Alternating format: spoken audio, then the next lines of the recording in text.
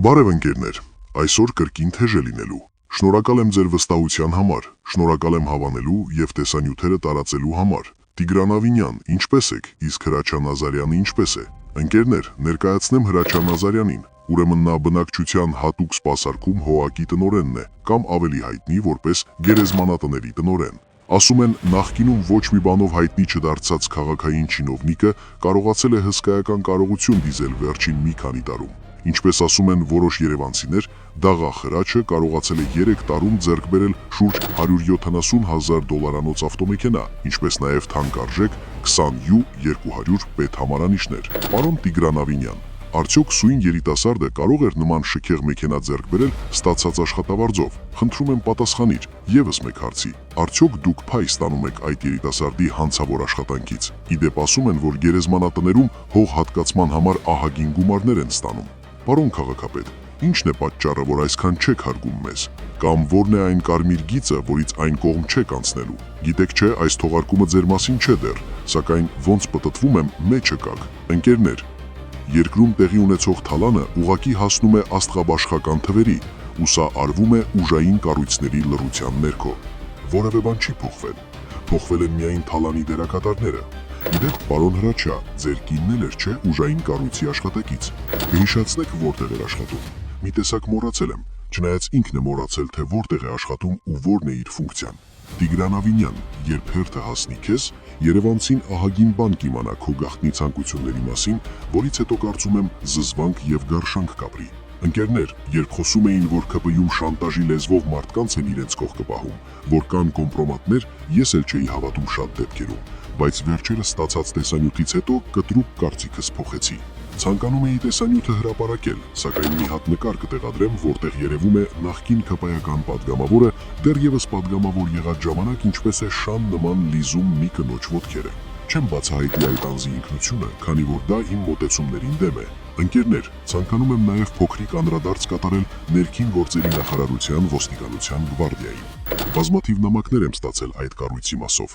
Հիմա փոքրիկ մեջբերում կկատարեմ։ Ես դիմում եմ ձեզ որպես մարդ, որը հավատում է արդարությանն ու փոփոխություններին։ Ցավոք չեմ կարող ներկայանալ եւ բացահայտել իմ ինքնությունը, քանի որ այս պահին ծառայում եմ գվարդիայի համակարգում, եւ իմ ինքնության բացահայտումը կարող է լուրջ հետևանքներ ունենալ ինձ համար։ Այնուամենայնիվ, ես այլևս չեմ կարող մռել։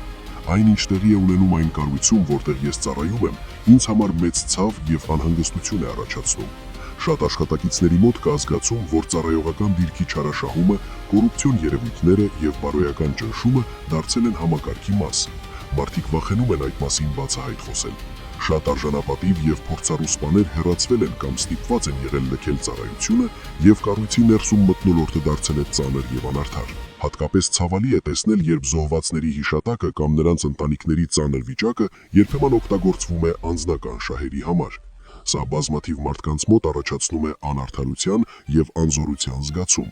Բացի այդ, համակարգում լուրջ մտահոգություն են առաջացնում նաեւ այլ երևույթներ՝ թմրամիջոցների օգտագործման դեպքերը, ֆինանսական մանիպուլյացիաները եւ համակարգչային կամ հաշվապահական խարդախությունները, որոնք հաճախ իրականացվում են պարգևավճարների կամ այլ ֆինանսական մեխանիզմների անվան տակ։ Շատերի կարծիքով նման անօրինական գործողությունները երբեմն անտեսվում կամ թույլատրվում են վերադասության կողմից, քանի որ գվարդիան իր հրամանատարությամբ կատարում է տարբեր հրամաններ, այնքան էլ այնպիսին, որոնք լուրջ կասկածներ են առաջացնում դրանց իրականության վերաբերյալ։ Ես հասկանում եմ, որ այս թեմաների մասին հրապարակային խոսելը շատ դժվար է, սակայն խնդրում եմ, եթե հնարավոր է, ձեր ելույթներում բարձրացնել թափանցիկության, պատասխանատվության եւ ուժային կառույցների ներսում իրական իրավիճակի մասին։